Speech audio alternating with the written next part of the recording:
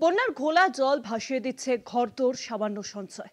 টলমল করছে সাধারণ মানুষের বেঁচে থাকাটাও। বলছি মালদার কথা। জলের তোড়ে বাঁধ ভেঙে তীব্র গতিতে জল ঢুকছে মালদার ভূতনি গ্রামে।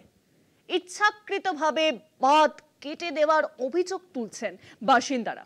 আর এই ঘটনায় বিরোধী দল বিজেপিকে নিশানা করেছেন তৃণমূল বিধায়ক। গঙ্গা ও ফুলাহার নদীর তীব্র দাপটে ভাঙল বাঁধ।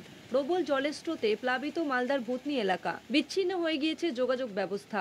ভূতনি থানার অন্তর্গত হিরানন্দপুর, উত্তর ও দক্ষিণ চণ্ডীপুর তিনটি গ্রাম পঞ্চায়েত প্লাবিত হওয়ার আশঙ্কা করা হচ্ছে। তবে এই বাঁধ ইচ্ছাকৃতভাবে কাটা হয়েছে বলে দাবি স্থানীয়দের। গ্রাম প্লাবিত হলে কিছু নেতারা লাভবান হবে বলে অভিযোগ। রাত্রে দেখে গেছি 10টার সময় যে বাঁধ তো কাটার রকম ছিল না, কিন্তু এটা সকালে মোটামুটি 5টা 6টা দিকে কেটেছে। এটা বাড়ি কেউ কেটেছে না নিজে থেকে কেটেছে? না, কেউ কেটেছে। স্থানীয়দের অভিযোগ স্বীকার করেছেন ভূতনি তৃণমূল বিধায়ক সাবিত্রী মিত্র। তবে অভিযোগের আঙুল বিরোধী দলের বিরুদ্ধে। কাটা বাঁধটা যেভাবে কাজ করা হয়েছিল, তারপর তাতে করে ওইটা ভাঙার কথা নয়। আমরা পরে বালির বস্তা দিয়ে বাঁধটাকে আটকেছিলাম।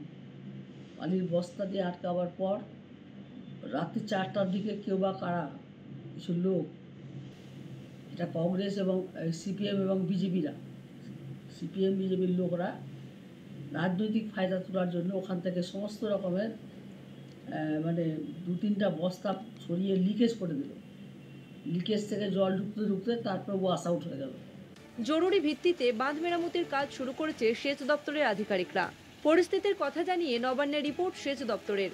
এই পরিস্থিতিতে ক্ষতিগ্রস্ত হতে পারে 3টি গ্রাম। চিন্তায় ঘুম উড়েছে ভূতনি এলাকাবাসীর। মালদা থেকে পরিতোষ সরকারের রিপোর্ট, কলকাতা টিভি।